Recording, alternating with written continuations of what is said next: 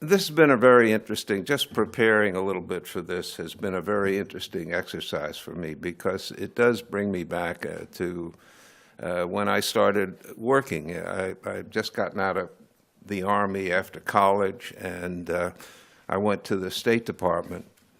And I started working in what was called Regional Affairs, RA. And RA had Europe and Scandinavia. So the first thing I did was file some bunch of papers on Scandinavia. And then I met some people and moved off to work on what was then called the Common Market.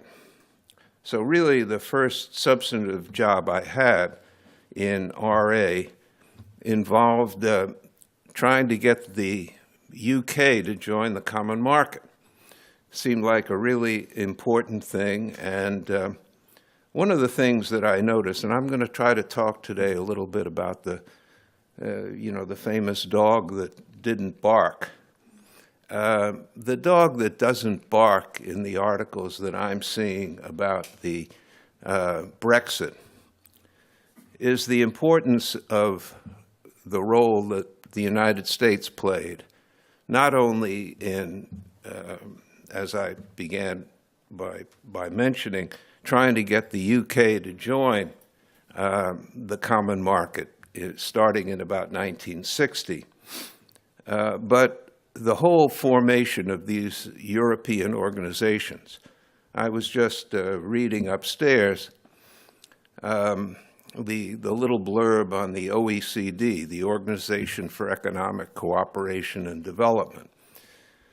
There is barely notice of the fact that it grew out of the Organization for European Economic Cooperation, which was the organization that the Americans and the Canadians set up to funnel aid into Europe, Marshall Plan aid mostly into Europe in 1946-47, in that crucial period. And the thing says European statesmen wanted to do this. That's very nice, but from my perspective, there was an awful lot of American push behind this.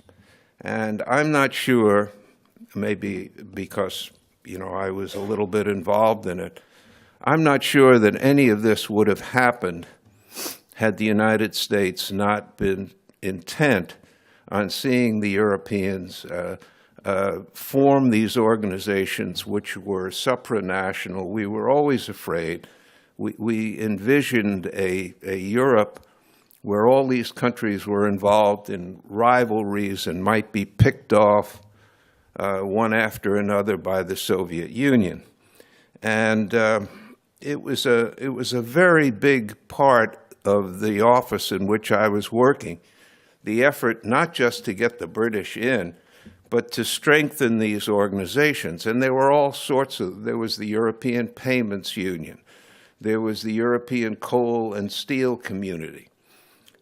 These organizations were all organizations that the United States, from my experience, was trying to promote.